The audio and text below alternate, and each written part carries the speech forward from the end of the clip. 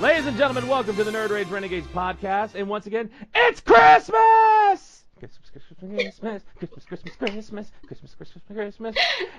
We love Christmas on the show, and we are bringing you all a special Christmas present tonight. We have Miss Olive Glass with us. Olive, thank you for being with us. Welcome. Hello. Happy Christmas. Hi, guys. Happy Christmas, Merry Holidays, Happy Christmas, Hanukkah, Kwanzaa to everybody. Yes. We are all about the Christmas. So, Olive, we want to thank you for being here with us. We're going to have a great time tonight. We're going to be talking about all sorts of nerdy shit, and it's going to be a blast. And all you people are going to love listening to it. So, Olive, I want to start off with you telling us a little bit about yourself. Who are you, Olive Glass? Well, so I am a girl. Okay. Hold on. I'm checking that one off the list. Okay, girl. General, but girl. good. Yep. So far. So I am, most recently, I'm a porn star or porn performer living in Hollywood, California, which is really fun. I just moved here from Portland, Oregon before that, and I've been a mainstream model and like B-film actress for almost a decade prior to starting my porn career. And lived all over the country and traveled all over the world to be in these like really awesome weird movies and model and then I started off in Utah and just kind of went from there, like traveled the country a bunch and made art. So yeah. So how did you make the transition from working on the B movies into the adult industry? What was that transition like? Well, really, there's not a big difference between a B film and a porn film, because a B film, I feel like, is a lot of the same budget, a lot of the same people. You just have no sex. So I was making all of the right connections. I was working for this company in Portland, Oregon called Cheesy Flicks, which was run by the art director of Independence Day. Okay, cool. If you know that movie. Yeah, and he was really neat. And so he hired me on as an actress to begin with, but then it's so low budget that I became the art director, the stage fight coach.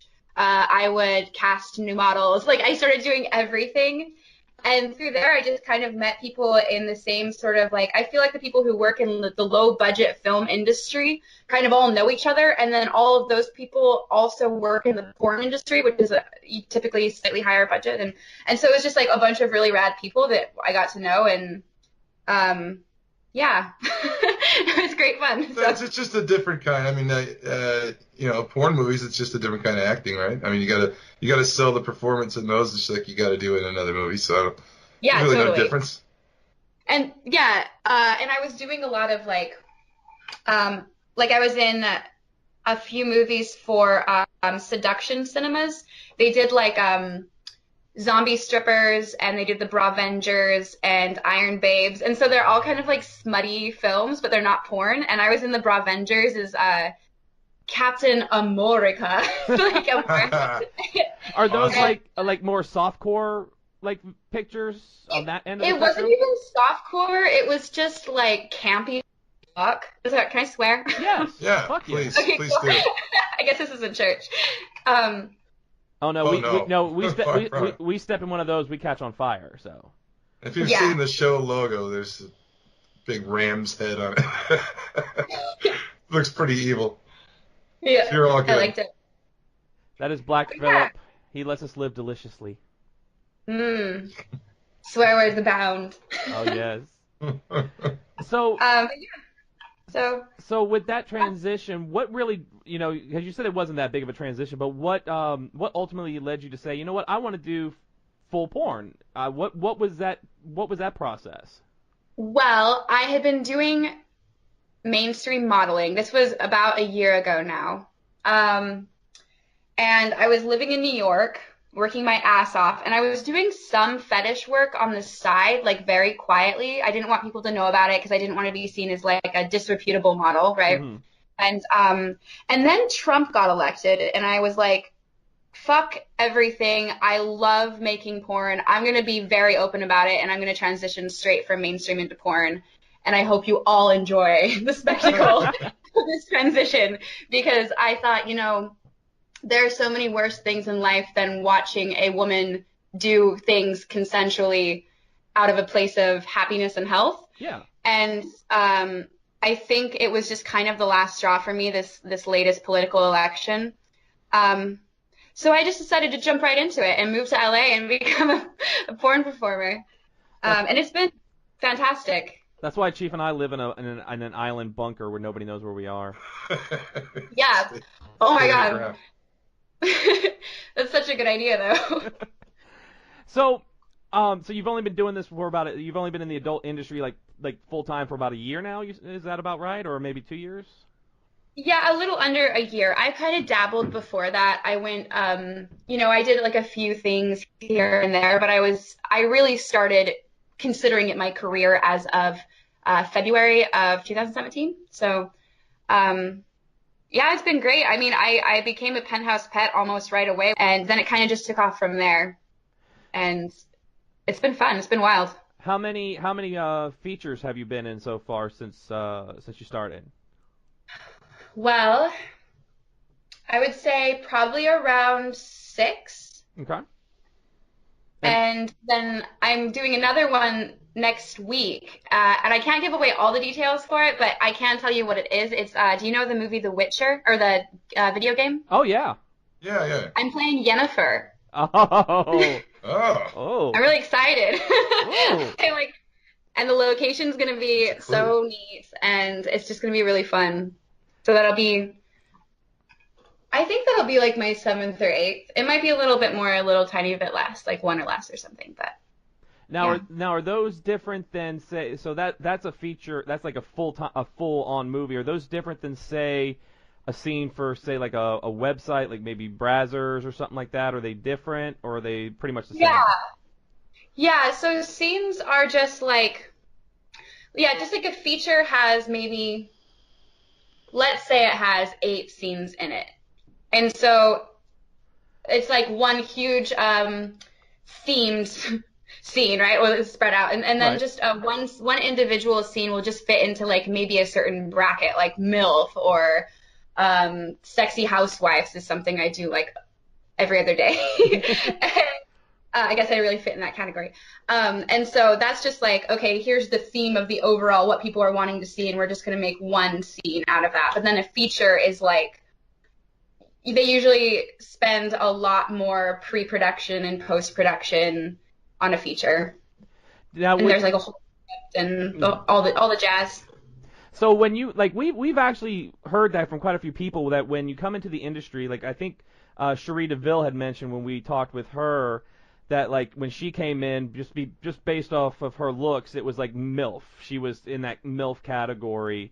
Or, if you're looking young, you're automatically in that teen category. Is that something you found, like you got into it and they're just like, sexy housewife, yeah, that's you. That's you. Yeah. You are going to be doing that. Yeah, so I think with me, I have a little bit of leeway because I'm not exactly MILF look, but I'm definitely not a teen look.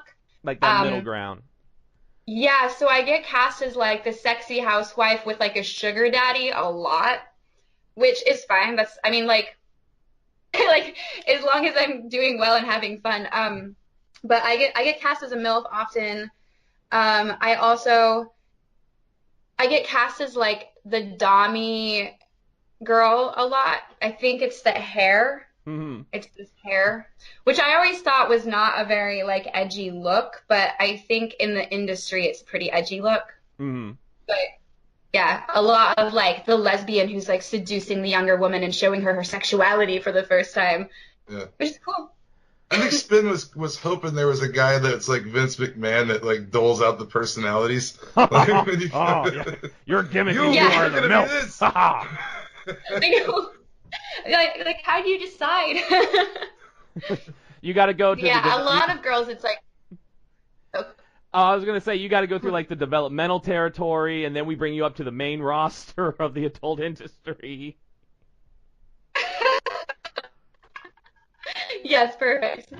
Well, I was going to ask, like, what's the shooting schedule like for a porn movie as opposed to like a B movie? Like, how many takes do you get in porn? Can you knock one of those a whole feature out in a day, or is it spread out over multiple shooting days? I'm not sure how it even works. I've never asked one of the adult stars we've had on. I've never asked that question. I don't know why I didn't ask. Yeah. It really depends. For B film, I would say it worked.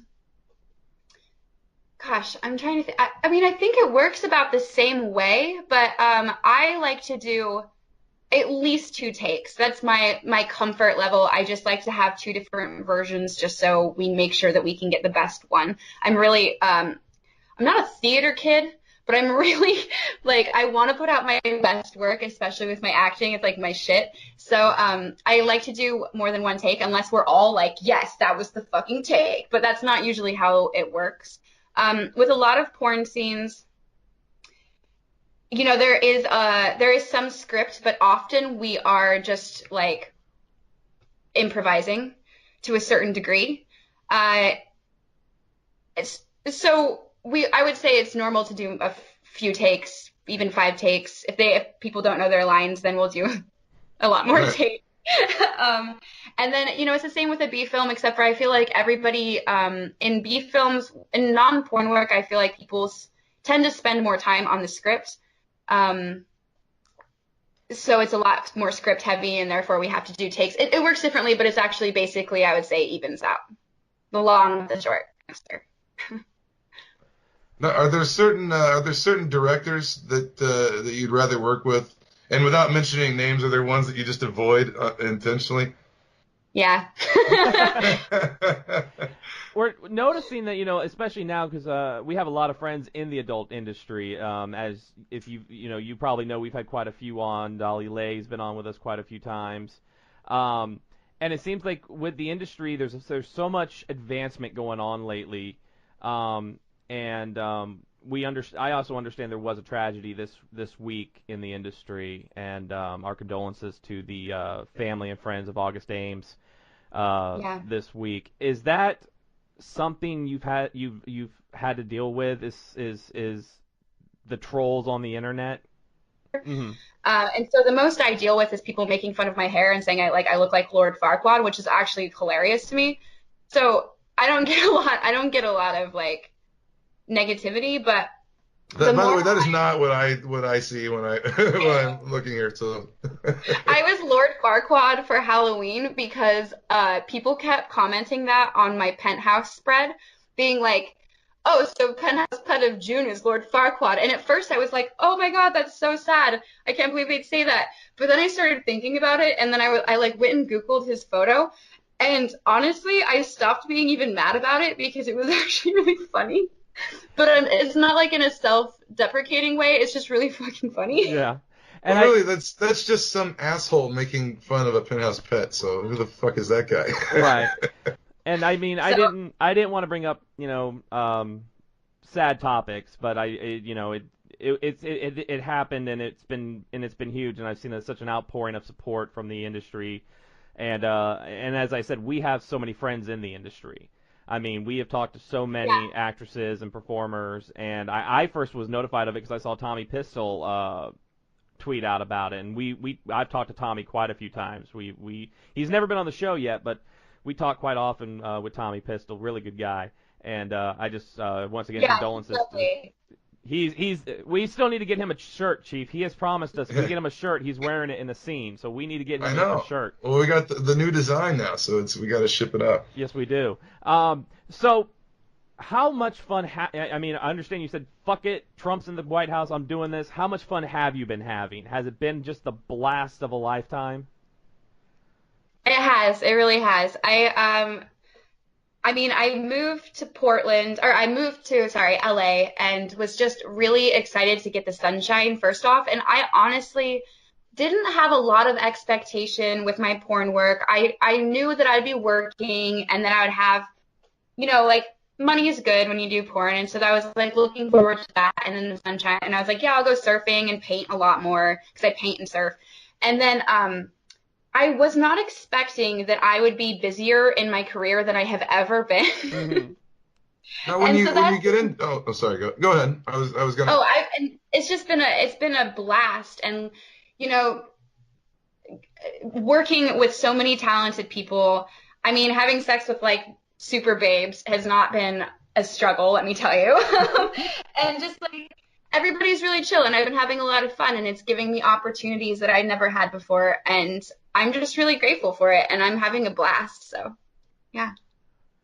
So was there like when you first got into it, was there a level that you wanted to go to, aspire to in the industry, and have you been surprised at your rise in success in the industry as you've started? Is it going faster or slower than you expected? Faster, substantially faster, which has been fun. It was intense. It was very intense, especially at first when I wasn't expecting it. And then all of a sudden my agent was like, damn girl, like, what did you put in the water? And because everybody was booking me, and, I was traveling constantly, and I was meeting all these amazing new people and doing all these amazing things. And I've been nominated for 3 awards this year, and that was such a treat. Congratulations. Is voting still going on? What are the awards you're in for? You're up for? So the 3 awards I got were AVN nominated Abigail Mack and I for our scene in Spoiled and Wicked, and then also XBiz nominated nominated us for that same scene, and then AVN also nominated me and my friend Veronica Curie for the best girl scene in VR for Yanks. So those are those 3. And then there's like a People's Choice Award, which is the 4th one that I guess that's a nomination. I guess that counts as 4, but it's for best boobs. But I don't know if I'll get it. But like, that's cool that I got nominated. So we actually talked with Dolly 2 weeks ago about this, that VR is becoming one of the hot new things in the industry. Because the gentleman or the lady at home gets to basically live their fantasy and be with you. How and we talked to her a little bit about the making of that. How has that been for you? Is that just like fantastic that the industry is now virtual? It's like you're playing to that person watching you at home. I think that's really cool. When I was first starting out, I was hired for just this like crazy amount of VR porn that kind of shocked me. And like even Ron Jeremy has a setup that like fucking NASA lent him, which I thought was really funny. Well, it's Ron Jeremy. Give that man whatever he frickin' wants. Ron Jeremy. He was in Ghostbusters. That's right. He was in Ghostbusters. Yeah, he's a background cameo. Okay, if you watch Ghostbusters, I'm gonna have to rewatch it. All right, when you watch Ghostbusters, it's the scene where Walter Peck shuts down the containment system and the firehouse blows up at the front. Ron Jeremy is standing there at the barricades where the cops are. He's standing there, and I want to know. I don't know if he's ever mentioned it. He probably has, but I want to know: was he actually slated for a cameo, or was he just in New York and was like, "Man, what are they doing over here?" and just walked up? Honestly, like legitimately from knowing him, it could have been either of those things. Yeah, I think he's addressed that. I don't remember what the answer is, but I think he has addressed how that went down. Is he like the coolest person on the planet or what? Because he seems like he's just pretty cool. Yeah, he's an interesting character.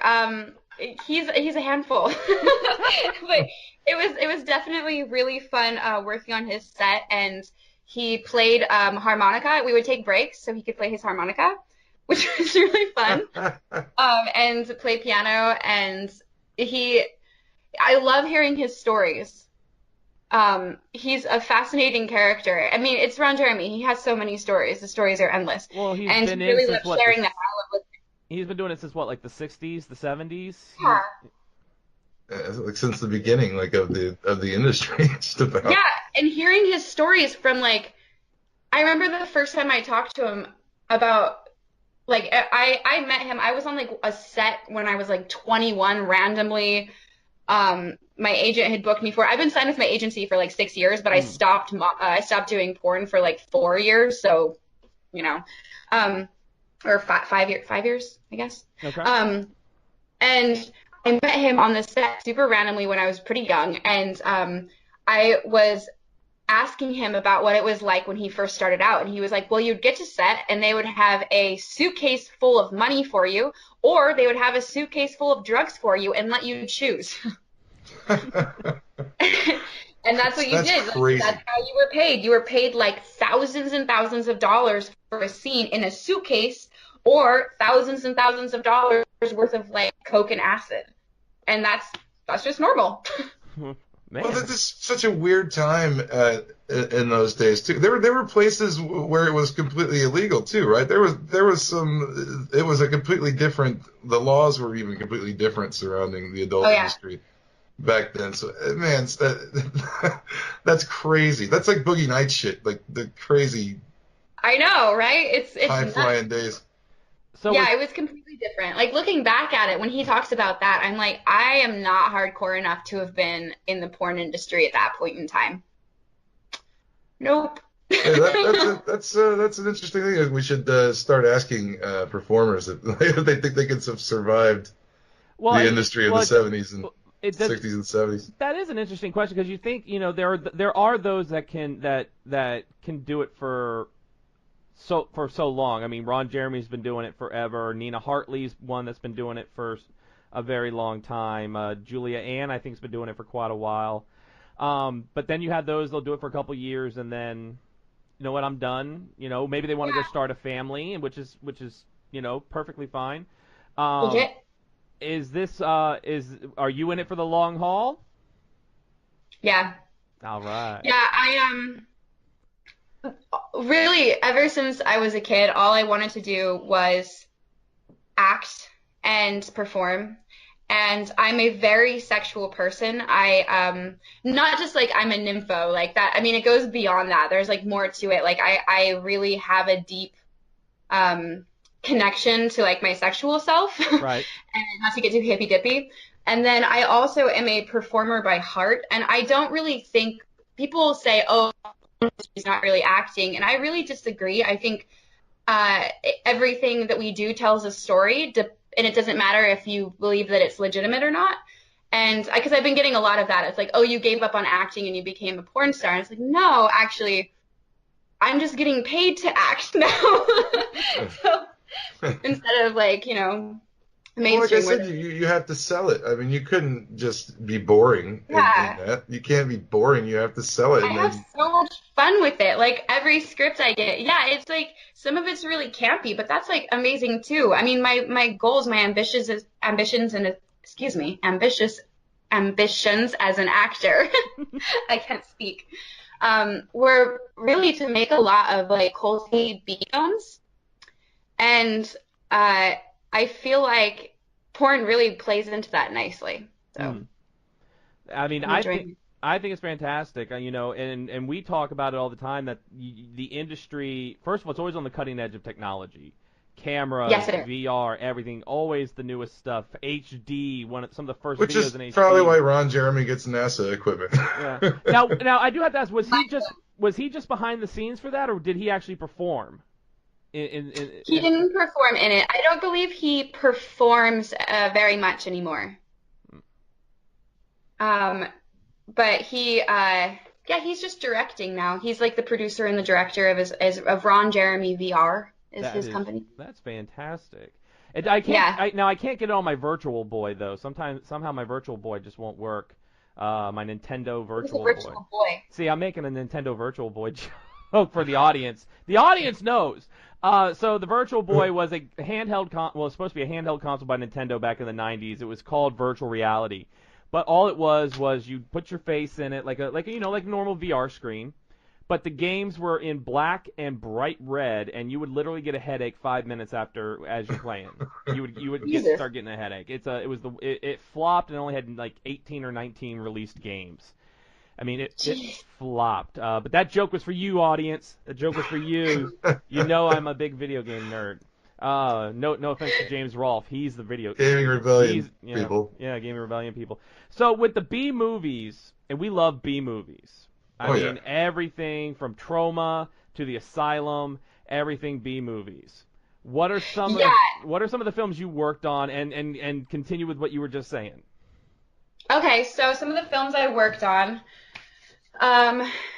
A lot of them are very like, God, I sound so hipster right now. They're very like underground. Like I don't know if a lot of people will have heard of them. They're just like, I work for production companies who put out like, um, somebody will send in a script and be like, hey, this is the script I want to make, but I have no resources for making it, but I will pay you to make it.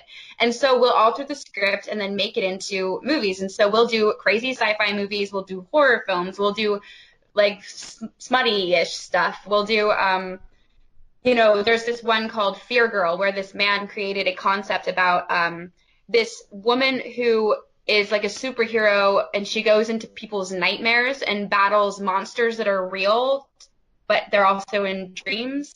And so I'm going in 3 days to shoot like the sixth segment of Fear Girl, which is really fun. And then I've been in Bravengers, like I told you, that was really fun. Yeah. I was in this one called Mad Maxine, which was a spin-off parody of Mad Max, and I was Maxine. Ooh. And that was really good. And then, gosh, I've been in so many. When I was working for Cheesy Flicks by the art director from Independence Day, we would put out like 5 to 7 movies a month. And it was just like my head was spinning all month long, getting all these different films and all these different sets out. But if you look up Cheesy Flicks with the Y, the end of cheesy, you'll get a lot of interesting stuff. Oh, I'm going there right now. I'm going there right now. Also, if you look up, oh my God, you should look up Bravengers. The trailer for that is online, and I was just watching it before I started talking to you guys. It's so funny. All right, I've got it's it like right so here. bad, but it's funny. So cheesyflix.com, and that's Flix. Correct? Yes. We sell Yes. we sell I'm mystery. gonna look it Science... up and make sure it's the same website. Yeah, because it's got Mystery Science Theater 3000 on there. Or maybe not. That might be something different. This might be a different thing. Because I want. Yeah. This is. Oh, maybe it isn't them. Maybe they changed their. Well, that's okay. We can also look up Bravengers and Mad Maxine. Mad Maxine is really funny. Cheesy Flicks was a while ago. It was maybe like 4 years ago, so they might have changed. Bravengers Age of Bulgetron. Yay! Yes. Oh, here we go. There we go. It's so bad, I'm already blushing. And it's already on Rotten Tomatoes too. I know. Oh man, we're gonna be checking that one out definitely. That one, Oh, and yeah. then I'm gonna look up Mad Maxine and see if the trailer is online. I have the DVD, but I don't have a DVD player anymore, which is the stupidest excuse to have not watched a movie. But Mad Maxine. Oh, I gotta look it up because other than that, it's coming up with the old wrestler Mad Maxine. That's what I'm seeing too, and I'm like, well, she's a babe too, so you know. Yeah, I'll have to send you the link because it's just hilarious. I think I might have. I like the Hulk guy. That's funny. Oh You my wouldn't God. like him when he's horny. And he's so funny. He's like such a nerdy dude too. What with B films? Now Chief and I we watch a lot of B movies and Every exploitation movies from the 70s. exploitation movies Yeah. and things like that. Well, anything by Canon. Yeah, I yeah, love Canon films in general. They're gold. I don't even know their names. I just start watching them. I think they're all hilarious. Oh yeah. I really like Thanksgiving. Have you seen Thanksgiving? Yes. I've seen a review of it, but I haven't seen it. But it looks incredible. It looks fun. Yeah. Toxic Avenger is really good. That's a favorite of mine. We're friends with Lloyd with Uncle Lloydie. No way, really? Yeah, he's been on the That's show badass. twice. Yeah, he's been on here with Yeah. us twice. We're good friends with Uncle Lloydie and Toxie. So anything trauma, we are all for trauma movies, Yeah. and with them putting all of their movies on YouTube now, you can go watch every single trauma movie on YouTube. I didn't know that. Yes. Yeah, on the official YouTube Troma YouTube, every movie produced by Troma is on there for free to watch. I'm talking Toxic Avenger, Sergeant Kabuki Man, all of them are on there, and all the movies that that creators have created are on there.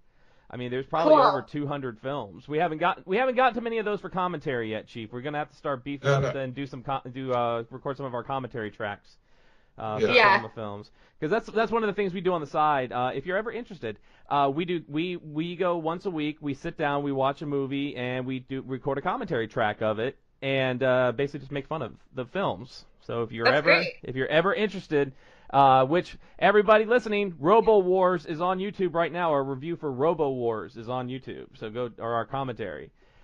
That one you would love. It's what year was that, Chief? 88, 89? I think it's like 88. It's like a Predator ripoff with Red Brown, and it's the greatest thing ever. And Bruno Mattei directed it, I think, under a different name. Yeah. And it's got like a fog machine through the whole thing, like Zombie 3. You can tell he totally made it. Everything is better with a fog machine. Everything. Yeah, just smoke everywhere for no reason. So that's the shit though. Did you were you the fight choreographer for Bravengers? Yes and no. It wasn't my official title, but I was the only one with fight choreography training because I had done that for cheesy flicks and Steve Noir films for such a long time. And the girls that were working on that set I always trained the female actors because it's a different style of for guys.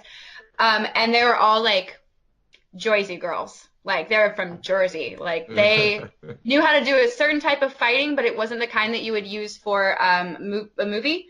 So, we would go through different types of fighting, different theatrical styles. And so I ended up like helping train them anyway, just because if we were going to be doing fight scenes, there's no way in hell that I'm going to let a bunch of people let loose on each other and improv choreography. Right. Like not gonna happen. That's gonna end up with like some bloody noses. So I kind of just took over that one. Is there any kind of certification you have to get to do that? What kind of class do you have to learn how to do that to teach people stuff? Like how did you learn how to teach people to fight? Somebody taught me. And there is probably official training that you can do if you're like a stunt person or if you're a stunt person trainer or like there's probably some Hollywood term for it that I just don't even know.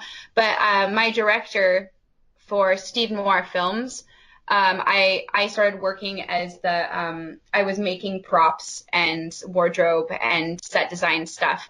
And he was just like, hey, we can't hire a stage fighting coach and you've already been doing so much of it and I've been showing you how to do it. Would you mind just being on set and helping with these new models? And so it just became my like job after that. And it's such a fun job. It's really great. So I would think that would be the funnest job of all. Yeah. That's what I would want to do. I was doing, at the time I was doing parkour and a ninjutsu training for about a year. So it really was similar and different just because theater is so much different than like actual fighting and sparring. But so it really helped. It just kind of went along really nicely with what I was already doing. So you could run across rooftops Spider-Man style. No, but I could fail at it super well. I was going to say you could go on and represent the industry on American Ninja Warrior. Oh my god, I love American Ninja Warrior. I do too. I love that show. I always miss it. I've been missing it lately because I think for some reason I don't know when it's on. What's that girl's name? Jessie something. She was the stunt woman for Supergirl. And she was pretty good. Yeah, she was like killing it. Even Stephen Amell killed it a bit when Arrow went on there. He actually did pretty well. Yeah, that's a fun show. I haven't delved too deeply into it yet, but I started seeing clips of it on Instagram, and I was like, this is awesome. Like, this is so fun. And then I just really want to do it now. There's like two shows like that I really, really like, and that's one of them because it's real. It's one person competing against themselves on an obstacle course. And then the other show I like is Forged in Fire because it's a bunch of blacksmiths that have to make a knife right there in a TV studio with a forge, really? and it's just a guy with a piece of metal in a blacksmith forge. Yeah, it's great. I love that show. It's on History Channel, I think. But Yeah, that sounds I love it. awesome. I'm addicted to that. Meanwhile, I like Hell yeah. Wipeout. I like Wipeout. I like watching people try to do the obstacles and just get slammed and battered by foam and thrown in water and bouncing off giant balls and stuff. That's some like, I've also seen that one. I was watching this weird Japanese TV show the other day that was like a competition where people are on a really slippery staircase covered in oil. Slippery Yeah, stair. yeah, And yeah. then they race each other to the top. It's so funny. They would That's get great. that one. There was like one dude. I don't know if it was like the red guy. He was like in the red or the orange. He got like almost to the top and slipped and just And then took everybody out. He took everybody out. I was gonna tell you. I love Japanese television. It's like the greatest thing in it's the world. so good. We need see now if we did that here in America, they would if we brought slippery stairs to America, it would have to be this sob story of I'm doing this It for would be that ruined. person. It would be ruined. We don't want that. We just want people for like half an hour trying to get up this goddamn slippery stair. We don't want to hear about drama or personal stories. Well, I like the Japanese version of Ninja Warrior better when they used to show it on G4 because there was like weird people would show up like in superhero costumes, and one guy used to bring an octopus, like a whole octopus with him every time, and he would like Oh my God. kiss the octopus and then run the course. And it was so crazy. I can't believe somebody else has seen Slippery Stairs. I just watched that the other day and I fell in love with it. I was like, I want to watch more of this show. It's so good. And I'm like, I wish I could understand what the commentator was saying because I'm sure he's saying the funniest shit. I'm sure he's just saying like, oh God, the guy fell, took them out again, motherfuckers, something like that. Yeah. They have a real dry humor on those shows sometimes They in Japan. do. And it's really funny. And like And they, like, Americans take are just so it to the cheesy and will ruin it, and it's lame when Americans do it. But I feel like they always take like kind of like nerdy people from the suburbs, like that style of just like everybody on those shows, on the Japanese game shows. I'm just like, you guys look like you came straight from the suburbs and are kind of confused why you're here, but you're gonna do your best anyway. Like, Yeah. They just found it was to And come this way, and they didn't know. And in America, it looks like they just walked off the set of like The Bachelor. Yeah. Or have you seen Candy or Not, I think it's called? No, I It's a haven't seen that Japanese- one. So it's where you go into a house and you have to look at everything. They're like, okay, like I'm sitting on my bed, right? They're like, bed, candy or not. And then you have to guess if it's candy or not, and then you bite it. You have to bite it. Like, that's the game.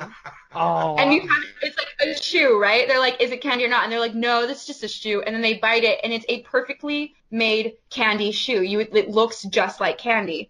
Or it looks just like a shoe. Or the best are the gifts that they make from it when somebody bites like an actual object that isn't candy, and they're like, it's candy. And then they just like a gif of somebody biting a shoe, like really carefully and weirdly. Why is there no Japanese TV channel on my cable? I would watch that. It would never get changed. Never. It would be on all the time.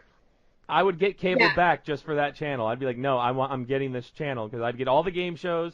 I would get all the weird drama shows, and I would get all the anime. What? That's what I'd want. Oh yeah. I need all the anime. Do you watch anime at all? I have had times in my life where I was watching a lot. I really need to. So I have this problem where I like watching shows that are very low commitment and often funny because usually when I watch movies, I'm like at the end of the day and I just want to chill out and like enjoy something, And so a lot of these animes are intense stories and they look like so fantastic. And I like Cowboy Bebop. I still haven't seen it, but I'm already a fan of it. Oh, I just like that's great. That's a I have a to good one, take though. my like time and like really I have to be there in my life, Right. That one's worth it. That one's a really good one. You will not go wrong with that one. Yeah, definitely. That's a good one. Or like those animes that are maybe only 13 episodes. They're not like 2 seasons or 3 seasons. It's a short one. Totally. But yeah, gosh, what was I watching before? I mean, I've seen some here and there. My old roommate, I just moved into a new place, and my old roommate always had something on TV, and it was always like craziest shit I've ever seen, like animes of people with their eyes bulging out of their heads and stuff, and it looked really good. What are some of your favorites? I might have to take notes. Some of my favorites. Okay, so that's good. Spins into all of it, man. I'm very selective myself. I watch very few of them, but the ones that I watch are quality. Not anymore. Not with the new video. Well, I know. I'm right. This is interesting because I'm right in the middle of a fan poll. They're forcing me to watch The Devil as a Part-Timer on Netflix, and there was a vote of 3 different shows, and the Twitter account picked which one I have to watch, and then I had to do reviews of it. So I just started watching. That's actually a great way to go. So yeah, he's watching The Devil's a Part-Timer, which is a story about there's an alternate world where it's like medieval, and Satan and his lieutenants are almost taking over the world, but they're getting pushed back by this holy knight. Yeah. So they're about to get defeated. So Satan and one of his lieutenants go through a wormhole and end up in modern day Japan, and they can't get back to their world. So they have to live and get jobs in modern day Japan. And Satan ends up working at what they call the McRonald's, which is just a McDonald's. Oh my god, that's funny. That one is good. I really enjoy. It's called Onegai Teacher. It's a story about a teacher who's actually an alien, and she gets caught with one of her students talking. They were just talking, but they get caught, and of course in Japan that's taboo. You can't do that. And but you find out that the kid went into like a coma for like 3 years. So while everybody thinks he's like 15, 16 years old, he's actually 18 years old. But he still looks like he's 15. So they make up this lie that he's actually married to the teacher, and then hilarity ensues, and there's some alien aspects, but it's really more like a romantic.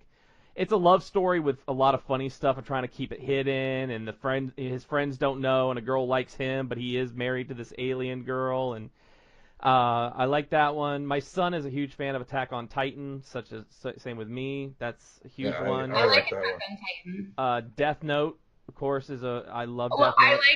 I haven't seen the new Death Note on Netflix. Don't. Stay away. Run. I can't Run do away. it. Run as far as you can. Really? So here's what I'll say. Yeah, Spin hates it. So you're getting a really biased opinion here. No, all right, I'll be unbiased here for a second. If you've never watched the original anime, okay? I have. I love it. Okay. If I have. Okay, sorry, go ahead. Yeah, if you have not seen the original anime, you will like the movie. But if you have seen the anime and you know the story and you know the characters, you are going to get pissed as hell at the live-action movie. Right. So for non-fans, it works. For fans, it's a slap in the face. Yeah. Yeah. Did you ever watch Airbender? Yes, I love the anime, the last and Legend of Korra. They were both so good. Perfect. Did you ever watch the movie? Oh yeah, it's a Shyamalan film. How can I not watch a Shyamalan film? I got to see what he goes to this time. Yeah, that was a terrible piece of shit. But although Split was good. Yeah, Split was good. His movie Split is fantastic. Some of his work is actually quite good. Like, I'm actually a fan of his, just not. I'm either a total fan of his work, or I am aghast and want to walk out of the theater. It's either laughable or incredibly good. Yeah. It's just like a Tommy Wiseau movie. It's so bad it's good. Well, I still say that Unbreakable is one of my top 5 favorite superhero movies of all time. I think Unbreakable is so good. Yeah, it's fantastic. And with the sequel coming out, oh my god, it's going to be even better. There's a sequel? Okay, so you have not seen Split yet. His movie Split? Okay. No. You got to see M. Night Shyamalan's movie Split, because it is going to lead into the sequel to Unbreakable. It is actually a trilogy, and Split is really good. It's got James McAvoy and what's her? She was in The Witch, the girl from The Witch. Yeah, I know who you're talking about, but I don't know her name. Anya Taylor-Joy. Anya Taylor-Joy, that's her name. Okay.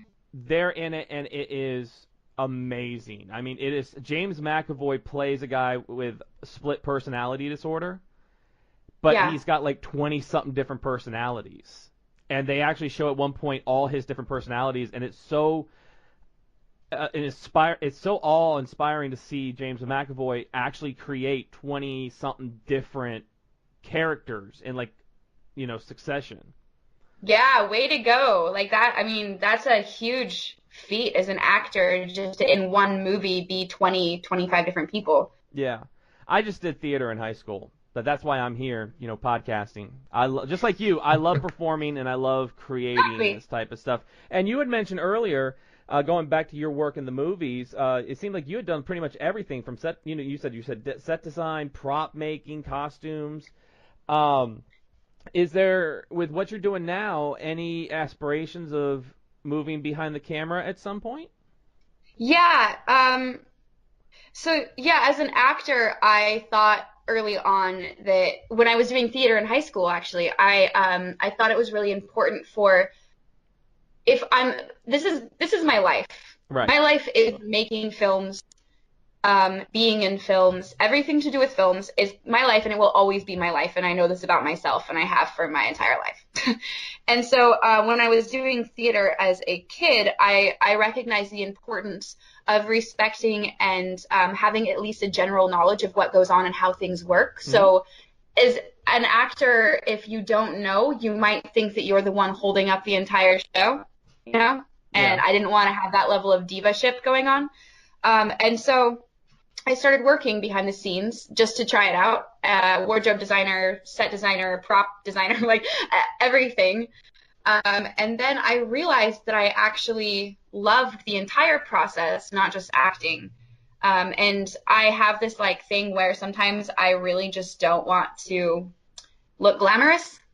Like I just want to do my thing and wear my beanie and like, work, and because I'm a painter and I design things. And so I love the idea that as a model, you have a shelf life. You're going to get a lot less work when you start getting wrinkles. And I can always take what I've learned and move it behind the camera. And I'm really excited to work up to that in my life. I think that'll be really interesting, and it'll be cool to see what I do. I would like to direct, but I would also like to be an art director. Mm. That's because I know, like so many in the adult industry, once, like you said, they started getting, a little bit of age. I'm not saying old. They're getting a little bit of age.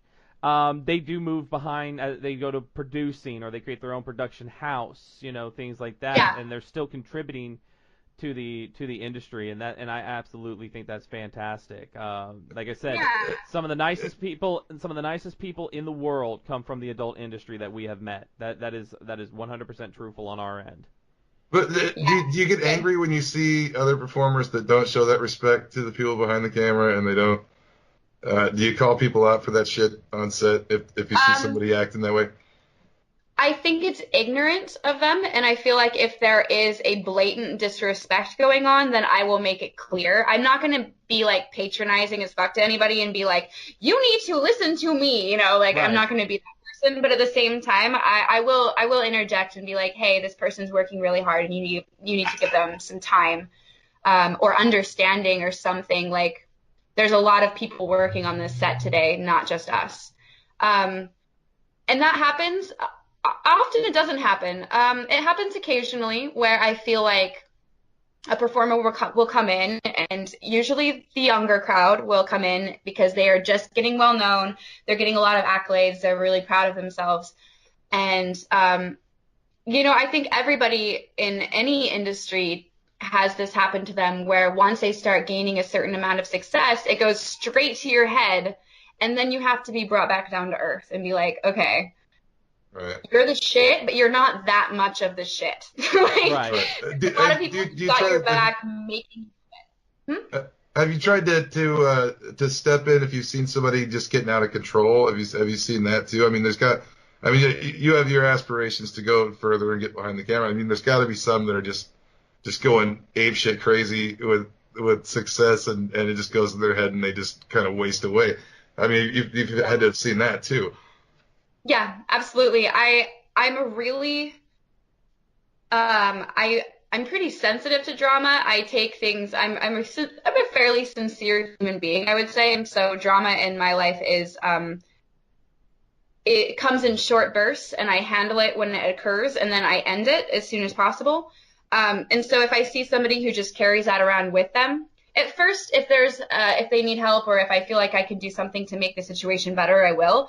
But if it's just like the person is like a flaming drama queen, then I'll just kind of like put an imaginary glass container around them and stay far away. Like, not gonna go there. So, but earlier you had mentioned that you're going to be in The Witcher, The Witcher. Is that going to be The Witcher, a XXX porn parody, or is it another name? It's going. I think it was called like The Cunter or something. I could look it up. Like, awesome. Yes. Yeah. Great. Are you a video game player by any chance? Not really. I am obsessed with Diablo and oh my god, this is how bad I am. Link is in Zelda. That's what it is. I always call it Link, and I'm like, it's not Link, it's Zelda. Don't feel bad. I'm not a huge gamer. Spin is a huge gamer. I am not.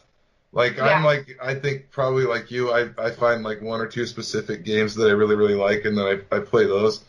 But yeah, I'm not hugely about like everything. Like, Spin knows every goddamn thing. Okay, just because sitting next to me, I have 5 consoles plugged into a channel switcher that goes into my TV. I'm a comic book fan. I read comic books. I occasionally enjoy video games, but my specialty lies in the books. Well, same here. I love comic books as well. We're huge comic people. Big movie people, which is why we love hearing the stuff about the B movies, and we're gonna check out the Brevengers. Definitely. Check that out. Cool. I love any parodies of superheroes. I'm gonna watch it. Oh yeah, totally. Like that one and Mad Maxine are like. Mad Maxine has like special effects in it, and whenever I'm in a movie that has special effects, I'm like, you all have to see this. It's like the campiest special effects. You want a movie that we can give you a movie to watch tonight. It's on YouTube that has just the greatest special effects in the world. What is it called? The Time Machine I Found at a Yard Sale. I'm writing it down. You And if you would like, you won't believe how incredibly lazy it is. And if you would like, we did do a commentary track on it. So if you wanted to sync up our commentary with the movie, you can do that. Where do I just do that? Right? Say that again. Do I just do that from your website? You can do it right from YouTube. It's on our YouTube. Oh, great. Okay. Yeah. Time Machine I found at the yard sale or a yard sale? At a yard sale. Yard sale. I will even go on in just a minute. I will send you to your Twitter the exact link. I will DM you the link for that movie. Please do. It is by the Actors Theater production, and almost everything is green screen. Like, everything is green screen. They're all love that. They are in front of a green screen probably 90% of the film. Most of the acting is them sitting there staring at the camera just like this, talking. And then there's that's anxiety-inducing slightly. Yeah. It's a hard watch. It's a hard I'll watch. warn you. Except for the scene where he drinks the orange juice. That one had me on the edge of my seat. It's literally like a 3 to 4 minute scene of him drinking a glass of orange juice. He goes to the cupboard. He gets his glass. He goes to the fridge. He finds the orange juice. He pulls the orange juice out of the fridge. He takes off the cap. He pours the orange juice, puts the cap back on, put the orange juice back in the fridge, and then proceeds to drink the entire glass in complete silence. No music, nothing. There's a break halfway. He has to stop and breathe like a little kid with the. Yeah, and then he takes some more. And we're just sitting there like me when I'm hungover drinking orange juice. But we're like, is he going to finish the whole thing? Is he? Is he going to finish it? Oh my God, is he? It's not just bad effects. The story doesn't make any sense at all. And like even the little things, like he's in a house and then he says, I have to go back to my apartment. It's like, well, who the hell's house are you in right now? This doesn't make any sense. And what was the other thing that he found when he finds the they have a time machine and then it's totally and they don't use it. They use it once and then they never use it again. Yeah, it's really? Like they have the time machine, but then it turns into like some type of like Star Wars type adventure. Yeah, and they completely forget that they have the time machine. And he even when he finds the time machine, he's talking to an old man. He's like, "Well, how much is it?" And the guy's like, "You cannot put a price on this." And the next moment, he's handing the dude like $16 for the time machine. We're like, "Wait a minute! You said there's no price for this time machine. You can't put a price on it. But I'll take this $16 from you." Yeah, give me that $16. Give me that $16. It is so. I want to see it. It is so. I mean, it's maddening. You will be tearing your hair out by the end of it. Like we said, The Room is the best worst movie of all time. This movie is not. This movie isn't even. It's not so good. It's bad. It's so bad. It's bad. So The Room is a movie I have been fascinated in, and I still haven't seen either. But I've seen all the trailers. I know the story. It's just one of those movies that just hasn't come around yet, but it looks so funny. I can't handle it. Spin introduced me to that movie, and he came to my house. I think was it the first time you came to my house that you brought that movie? No, was that the first time, or was it with C2E2 with the panda and we watched it? It was one of those two. Yeah, he brought that to my house, and I could not believe how bad it was. I had only heard about it too. I had never seen it, and I couldn't believe it. Tommy Wiseau is the most bizarre motherfucker I've ever seen in my life. His acting style is questionable, but also admirable. Yeah, I'm fascinated with him. I actually, right here, I have his. Oh, you can't see it. I have his the Tommy Wiseau underwear. I had to order it because it comes with a note, and it's a handwritten note from Tommy that says, "To you, love Tommy." To you. Yeah, it's really impersonal, but it's love. It's the craziest thing. He's a very strange man. I feel like that's his entire thing. Is like he is extremely straightforward, from what I can tell, to the point where I think he thinks he's like poetic. He's very poetic. Well, Spin's met him. What did you think, Spin? I played football with the man. He is really. Yes, I played football with him. On my personal Facebook, my cover photo for my personal Facebook is me and Tommy, and it's been me and Tommy and Mark. And Mark. Greg Sestero is in it too. It's been my cover for like 4 years or something like that, and when I was 40 pounds heavier. But he's weird, as in he's eccentric, but he's very nice. I mean, he was very nice when I met him. Loved being with the fans. Like I hung out with him, and then he was doing a signing after we hung out, and he was doing a signing, but he would take breaks in the signing to go out to the line of fans that were waiting to see him and talk to the fans and meet the fans and listen to the fans' stories and just have fun with the fans. And then he'd go back in, do some more signings, and then he would come back out. He loves the fans because to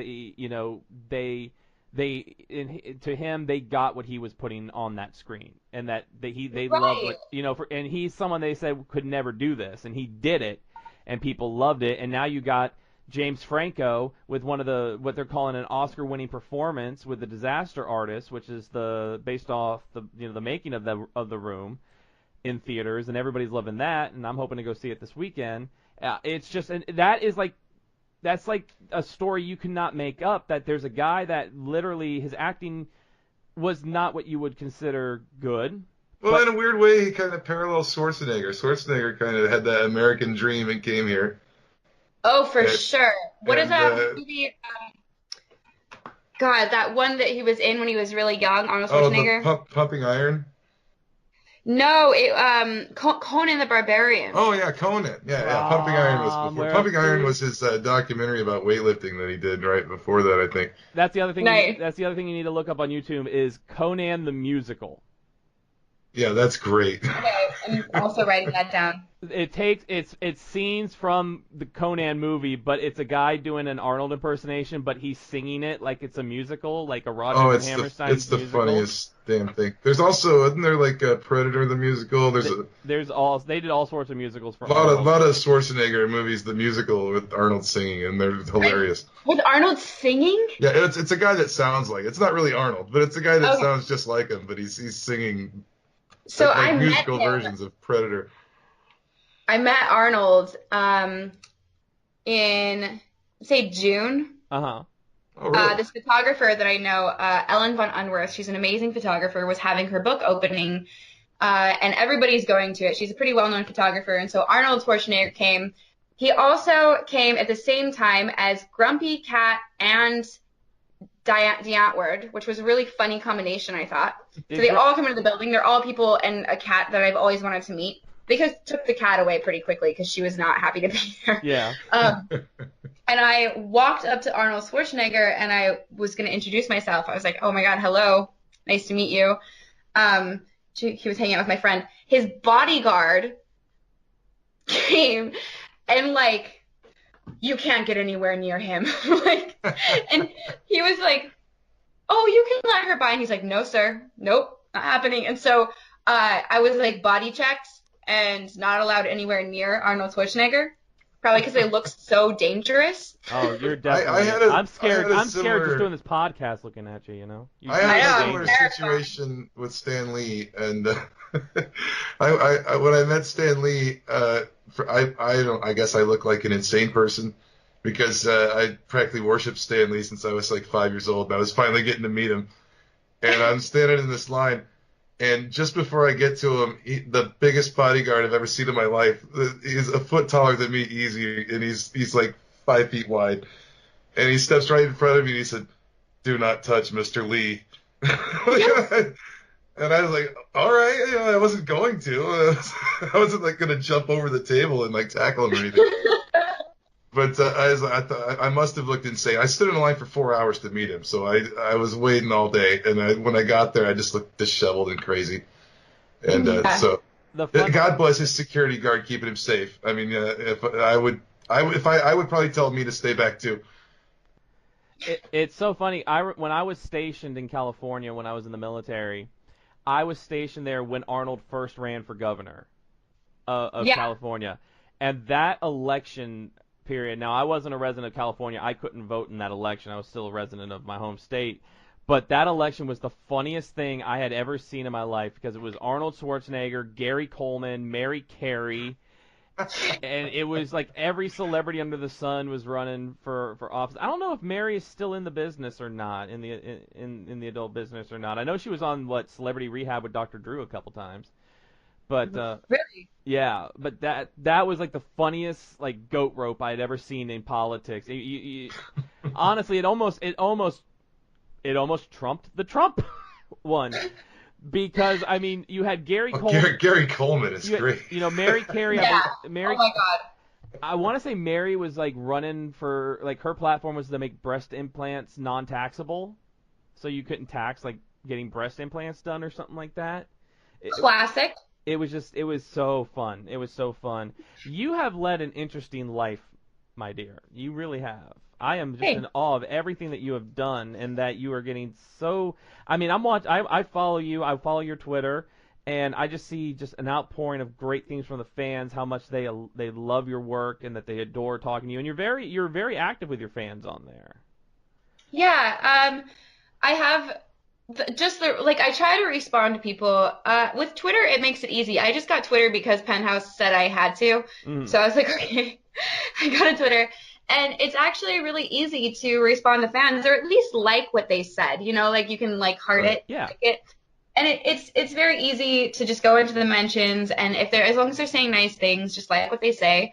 And if they ask a question, I have some pretty awesome people following me. And I enjoy having this like dialogue going on Twitter. And it's cool seeing people because I just started in porn and I had been keeping it what little I had done, I had been keeping it secret for years.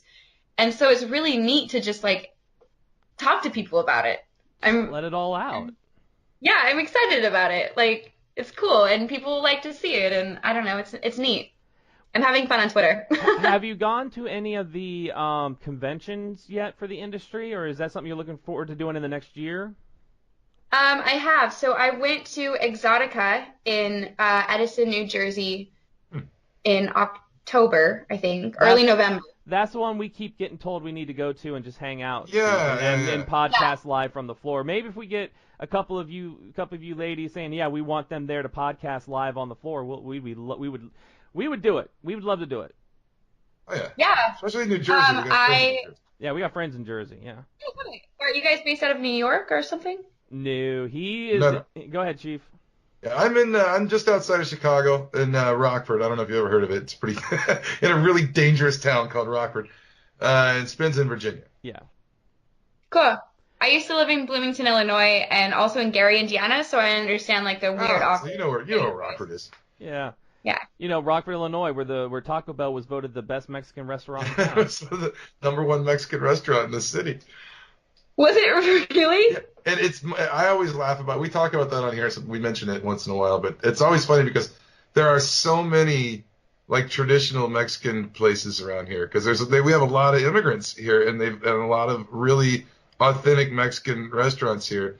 And the idiots in this town voted Taco Bell #1. And it blows my mind. That is so hardcore.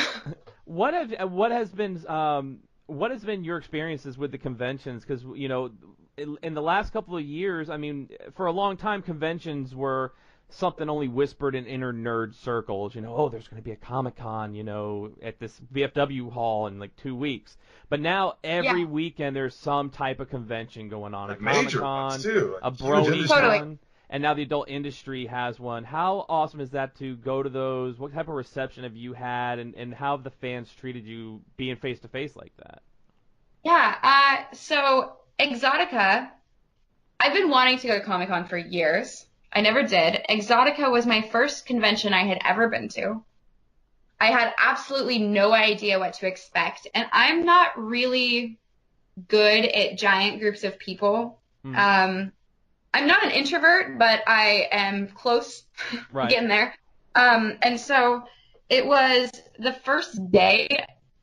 Fuck hair. My hair is just like going off on the side. And the first day I was very overwhelmed. I was happy, but I was overwhelmed.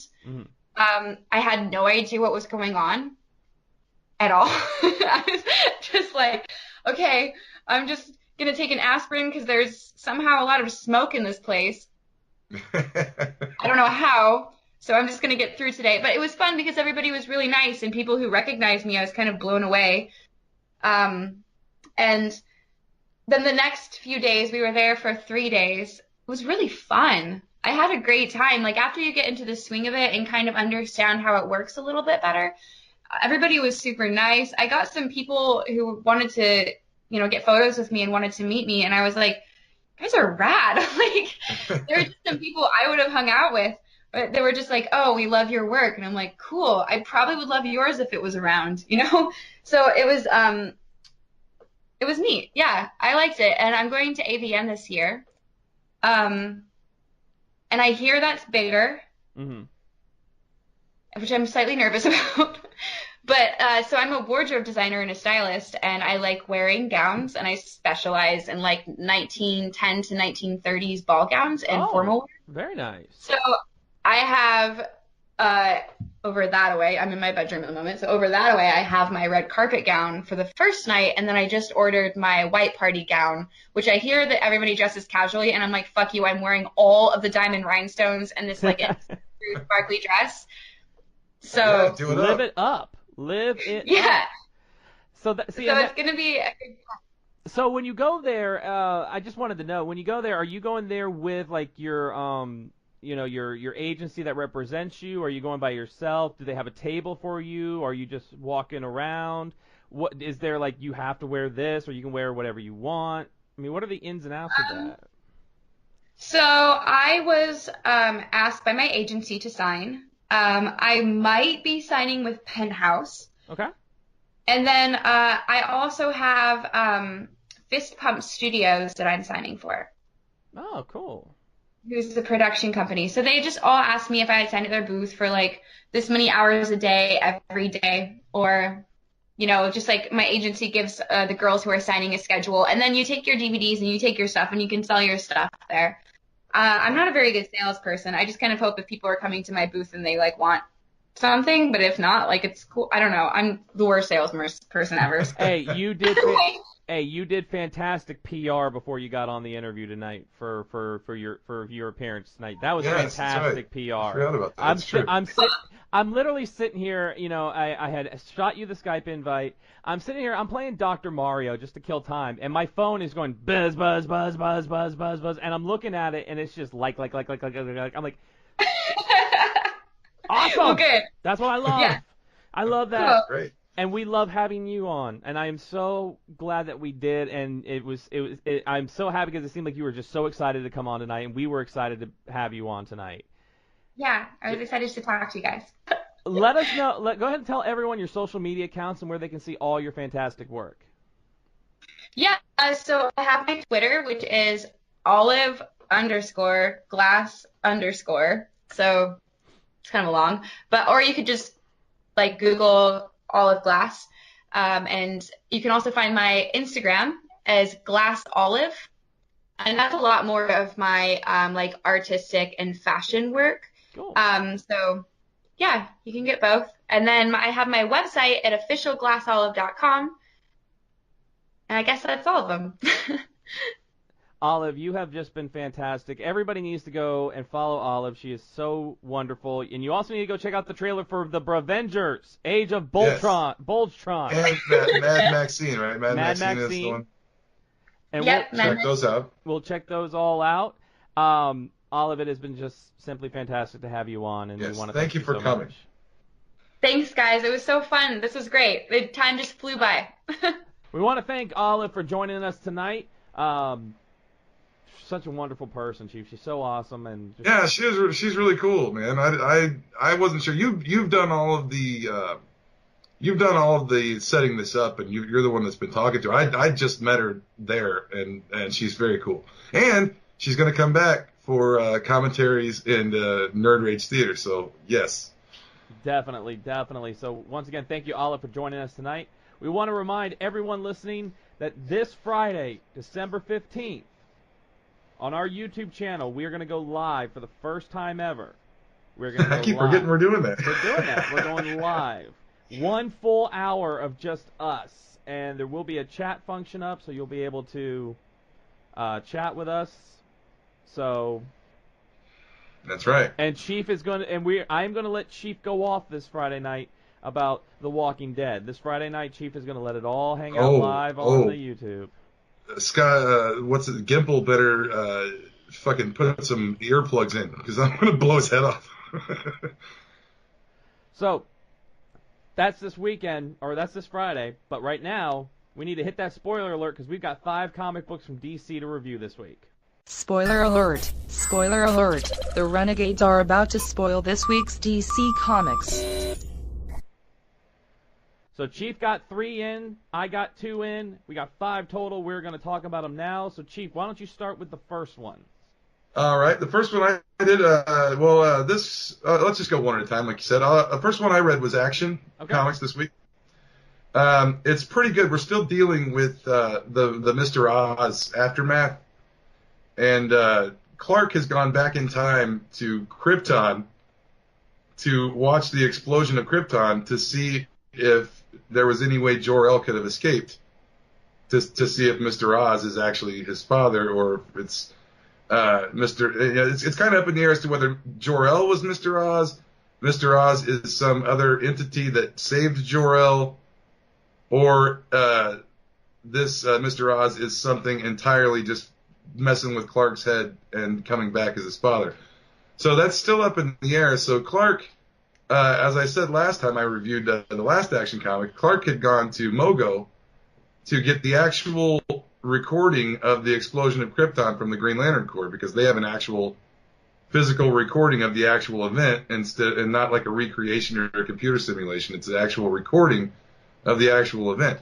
Well, when they tried to play it, right when it got to the explosion, you saw Clark's rocket leave, and before the planet fully exploded, the recording was corrupted. And that's when Clark kind of figured out somebody's been messing with time, which is why I think it's going to tie into Doomsday Clock with Dr. Manhattan. This time, Clark has gone all the way. He used he used the cosmic treadmill. Clark had used Flash's cosmic treadmill in the Watchtower to go back in time to go to Krypton. In this issue, Booster Gold shows up. It's a guest appearance by Booster Gold. Oh, nice. We haven't seen him in a little bit. And it's pretty good. He comes back in his time ship, and he goes to the Watchtower because he knows what Clark has done, and he knows that if Clark touches even anything or talks to anybody or anybody even sees him, it could change the entire timeline of the DC universe.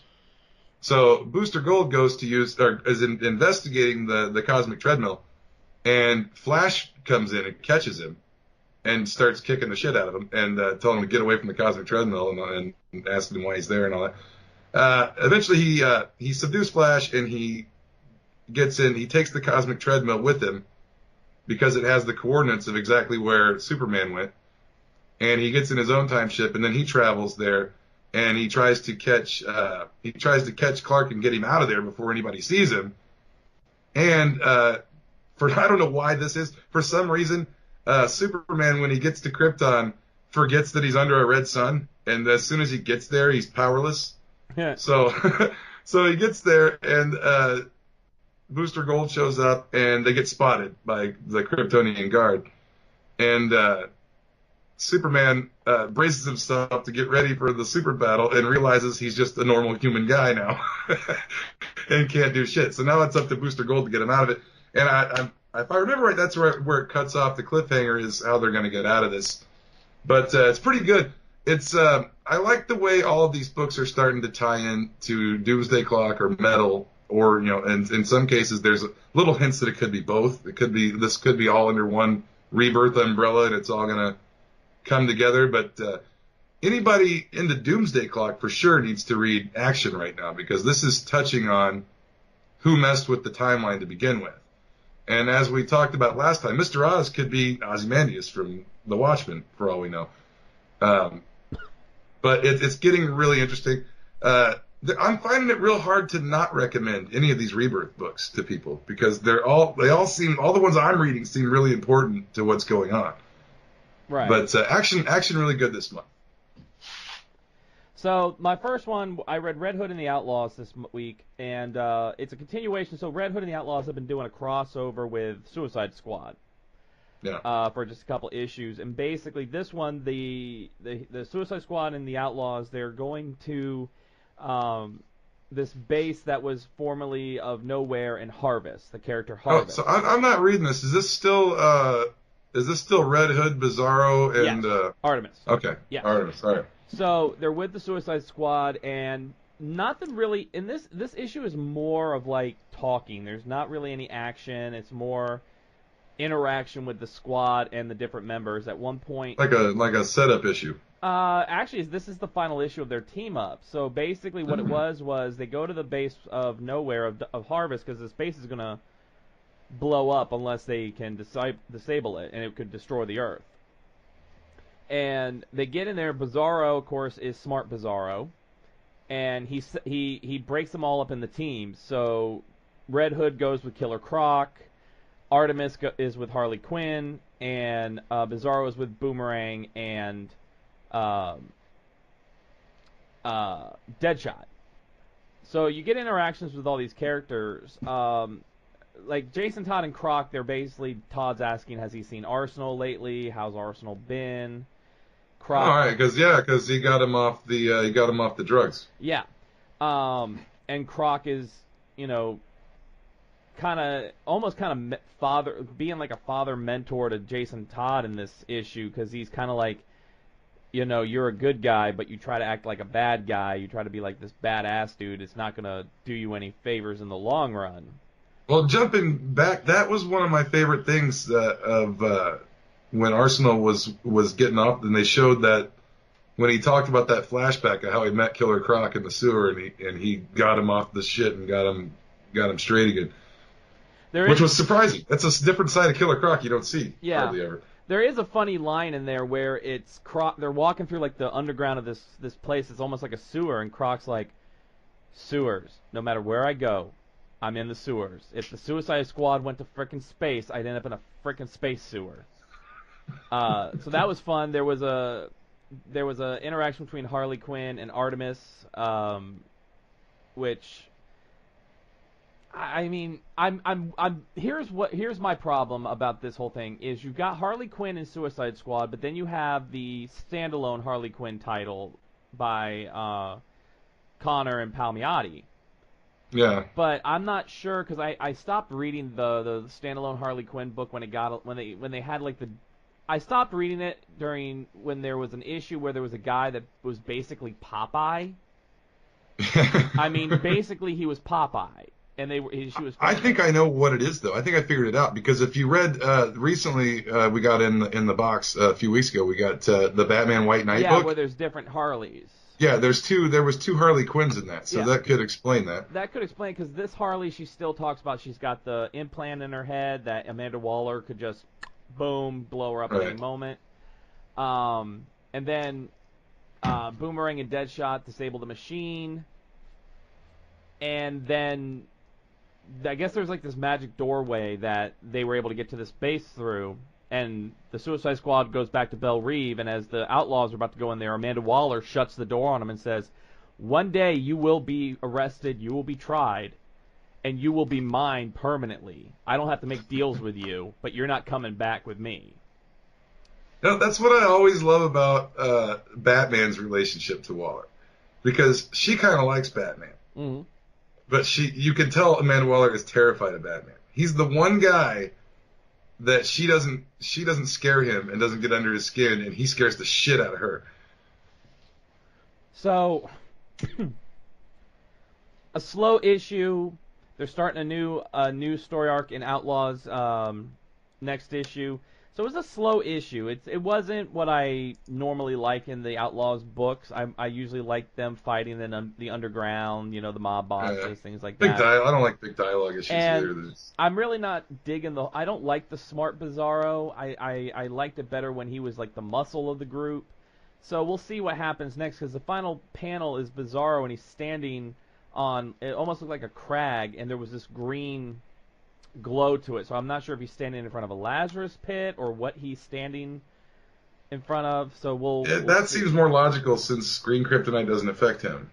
So I don't think it would be green kryptonite. Well, it was something where that's the other thing is it might be green kryptonite because when they were going in there, he mentioned that Boomerang and Deadshot had to destroy the machine because it had kryptonite in it, and he couldn't be around it because it would kill him.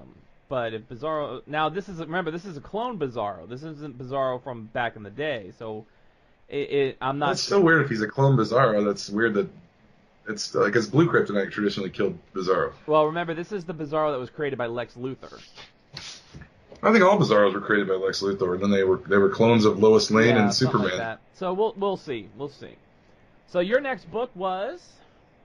My next book was Detective, which I kind of did the big 3 this week. Yep. I did Flash too, but Detective, which is also still in the aftermath of Mr. Oz, because Detective in Action crossed over a little bit with Mr. Oz, with Tim Drake being imprisoned in that weird space prison with the future Tim Drake Batman. Right. We're dealing with the aftermath. Something is wrong with Tim Drake. He's since he's been back, he's been working nonstop on this citywide initiative he wants to condense Oracle into the Belfry and have Barbara come and condense like the Oracle system into the Belfry and just have one central place where the team operates out of.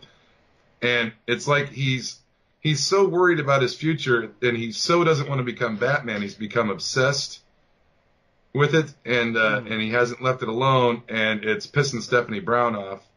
Spoiler.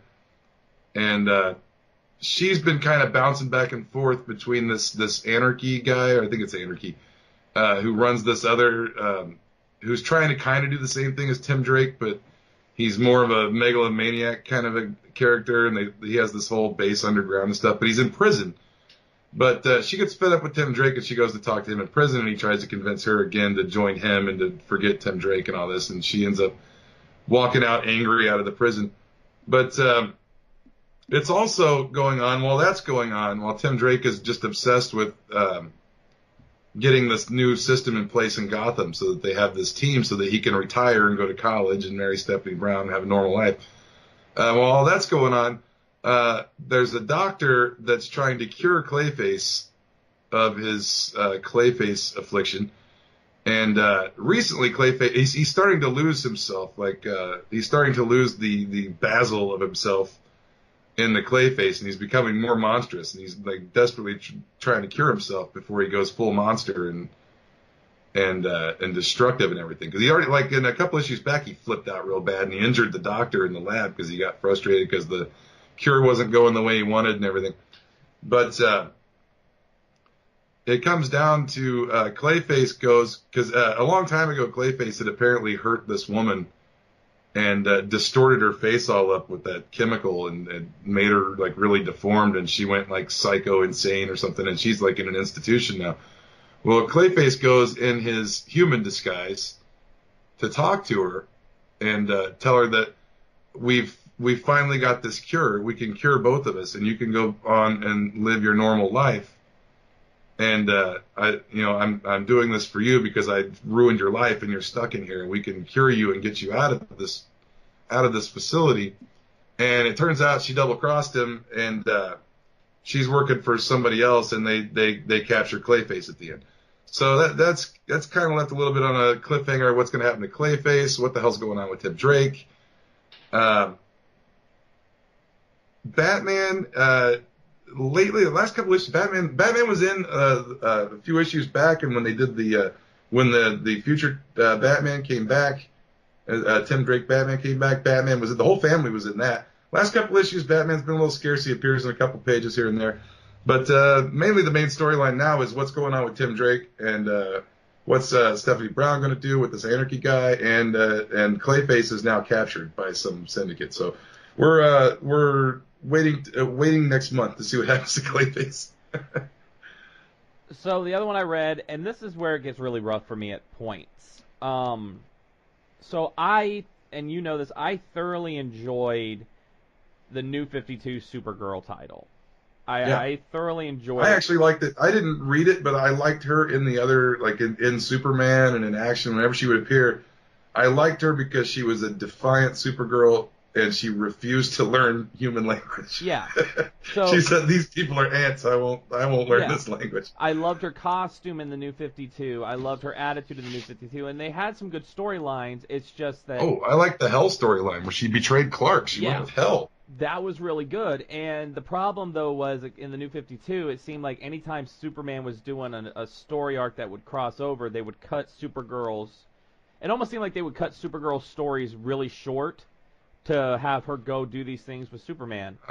That's like she's a second tier character that they don't want to give her too much because they might need to use her for something else. Well, in the Rebirth, and I totally blame the TV show for this, because in Rebirth they made her more like the TV show Supergirl. She worked for Cat Grant. She went back to the skirt, Gone was the really cool costume they gave her New 52, and she went back to the skirt and and all that type of stuff. Well, do we know that this is the same New 52 Supergirl, or is this some kind of weird time change? Same girl? It's the same, because they've done it where they've talked about it.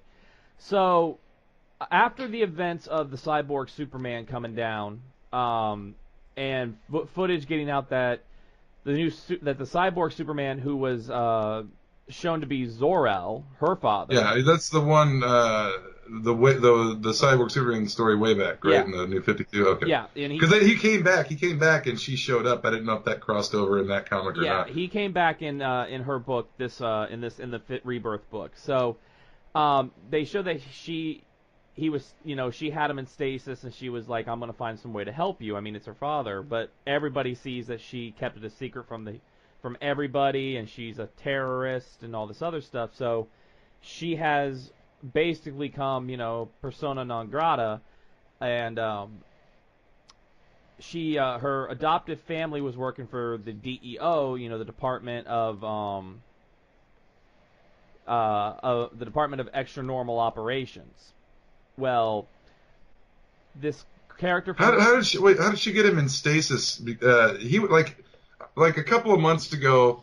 There was an arc in Superman where Zod, Cyborg Superman, the Eradicator, and who else? There was another guy came. I can't remember. Metallo, I think, had all banded together to get into the Fortress of Solitude, and the whole Super family showed up, and Supergirl was there.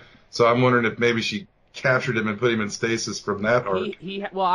There was an arc in her book where he comes down and he's trying to change everybody into Kryptonians, give her back, his whole thing of create a new Krypton type of thing. Yeah. So this character from her past has gone crazy and is attacking the city, and she's sitting there because she's out with the DEO. Her adoptive family quit the DEO because of what they were doing, and she's like, I can't sit here and do nothing, so she goes and fights the guy with the help of this other dude who was in prison that she kind of helped see the light in a way. So she brings apparently, in a nutshell, what's going on is the DEO when Rebirth started, the DEO was run by Cameron Chase.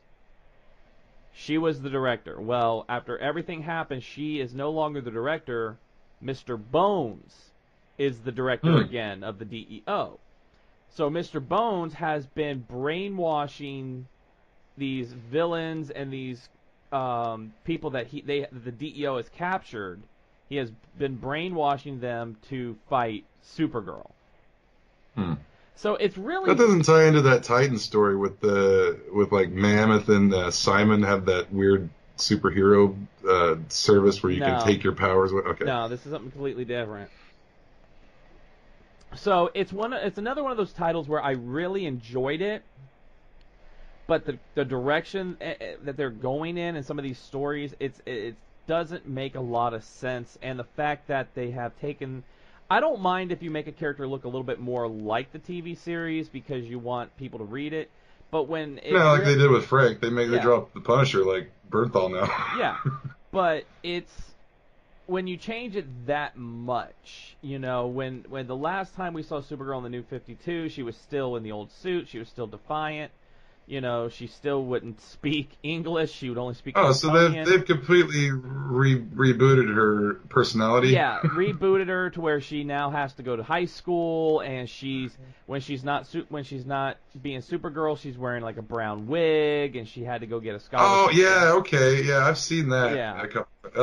That's really odd to me because I guess that's getting back to traditional Supergirl the way she was pre-New 52 and back then. But I like that New 52 Supergirl. She was mean as hell. That's the best. I mean, I keep getting the book because I do enjoy Supergirl, but I want them to go back to giving her. She doesn't have the edge that she had. Like they did. They had a whole story arc where her and Batgirl and this other dude end up in the Phantom Zone, and it just made no sense. I didn't like the team up of Batgirl and Supergirl. I not the same as Batman and Superman. It's a different dynamic. It's a completely different dynamic. But I want my edgy I like edgy Supergirl. I did too. I always felt she was abused by Clark most of her life throughout. And it's finally she was a badass. Like I'm not taking your shit, Clark. I'm gonna do what I want.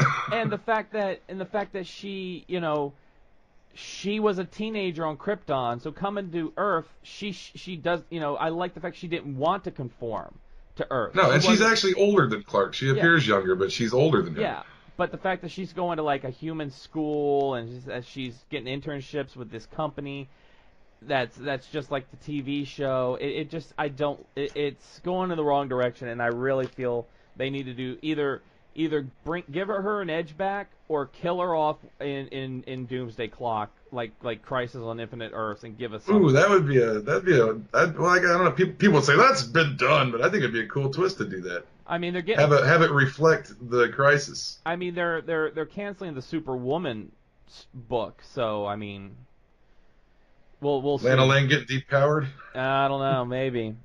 And then we won't see Steel anymore, but Steel's actually been popping up here and there in Superman lately. He's a prominent member of the Superwoman book, because he's dating Lana Lang.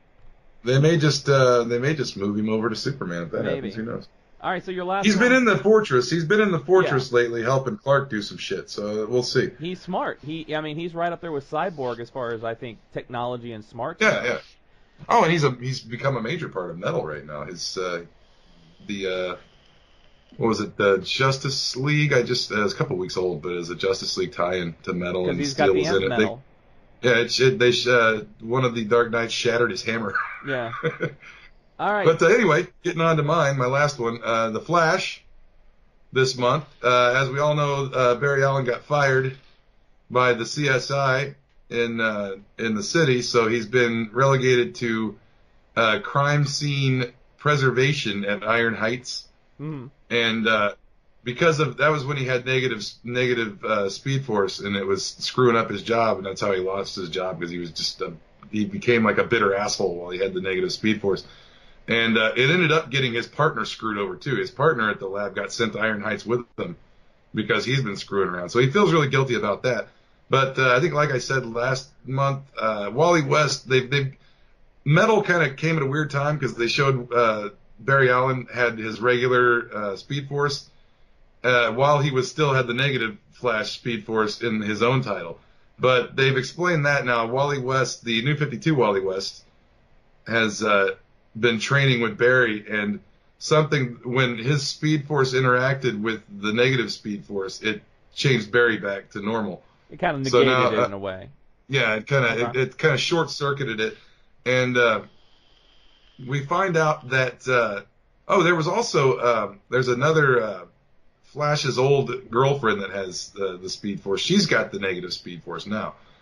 So I'm thinking, I don't remember if that might have been the last month. This one, it starts out, Barry's coming into prison, into the Iron Heights, and Turbine is dead. They find Turbine, the guy that he pulled out of the Speed Force in New 52. They find Turbine dead in the prison, and they don't know who killed him, and then the Trickster comes out and, admits to the crime, takes the rap for it. And it turns out that it was actually some kind of conspiracy with the Rogues. The Rogues have now all escaped and are living underground, and Barry Allen goes and talks to Godspeed. They've got Godspeed locked up in there, and Barry's trying to grill him about what happened, what did you see, and even though he's not supposed to be involved, he's not supposed to be CSI anymore, he's not supposed to be asking prisoners questions, and so they kind of move him out of there, and Godspeed kind of says, I didn't kill him, I don't know what's going on, but they've got this big collar on Godspeed because it negates his speed force. But at the end of the book, you find that Captain Cold is broken out of prison, and Heatwave and all the Rogues, they're living underground, and they're kind of taking over Central City, and they end up breaking Godspeed out. At the end, they get Godspeed out of Iron Heights, and they bring him to their lair, and they kind of more or less say, welcome to the Rogues, Godspeed. And now the Rogues have a speedster, which is going to be a big pain in the ass for the Flash coming up. So it's pretty good. I like the Flash sometimes can get slow because you get a lot of drama from Barry Allen's life because he's always screwing shit up. But I mean, I like where it's going. It gets frustrating sometimes because there's things Barry could do that he should do that he just doesn't do, and it takes him forever to get around to it because he doesn't. Barry, I think, is the least confident to say what he means of all the heroes. I think he tries to protect feelings too much, and he tries to be the nice guy, and he doesn't just come right out and say what he means, and he holds a lot of shit in, and he doesn't talk to anybody, and it ends up screwing him over in the long run a lot of times. It screwed him over with Iris and Reverse Flash, because Reverse Flash was using his identity over his head to say he was going to tell Iris he's been lying to her all this time, and it all came out. And Iris found out that Barry Allen was lying to her for a long time about being the Flash, and then she ended up killing Reverse Flash, and it just got nasty. And Barry's whole life fell apart, and he got the negative speed force, and it just seems to keep getting worse. Keeps getting worse for old Barry. That's why I say respect Barry Allen and respect the Flash. Run, Barry, run. That's what I say. Not that cheesy, dumb CW show. Comic book Barry Allen. Yeah, that's what I'm talking about. Yeah, lately, all these comic book TV shows are getting worse and worse. Go back to the comics. We'll hear about that. We'll hear about that on Friday from Chief. Oh my God, you guys' ears are gonna bleed when I get done because I got so much burning hatred for Gimple right now. Now, unless you're a good show like Constantine, and then you don't even get a chance to succeed. You just get canceled after like. Probably when it was getting good, and they were bringing in like the Spectre and shit. And, like, yeah. So fuck that. That's this week's DC Comics. We want to thank you all for joining us. Once again, thank you to Olive. This Friday, you can catch us live on YouTube. You can catch Chief every day on the Twitter at SpaceChief75. I'm at the Nerd Rage Renegades official Twitter. Maybe not every day, but we're there quite often. You can find us. But if you gotta get a hold of Spin, and you need to get a hold of me, and I'll get a hold of him because he always takes my calls. Darn right I do. I do. When the red phone rings, I pick it up. Yes, Commissioner. So, Spin, we need you. Come on, old chum. So, you can also catch us on Facebook, facebook.com/NRTruthRadio. Crystal will tell you everywhere we are every week. The Nerd Rage Renegades are on the air every Wednesday on Podbean, Stitcher, Player FM, iTunes, Google Play, and every Thursday on GamingRebellion.com, Filling the Void Podcast Network, and now iHeartRadio. So, we want to thank you all for joining us, and we will see you this Friday for Nerd Rage Renegades Live. Ooh. Live. Alrighty, that's gonna be fun. All right, and as always. See you then, Maud. See you, Maud. We'll see you Friday, Maud. Good night. Good night, everybody.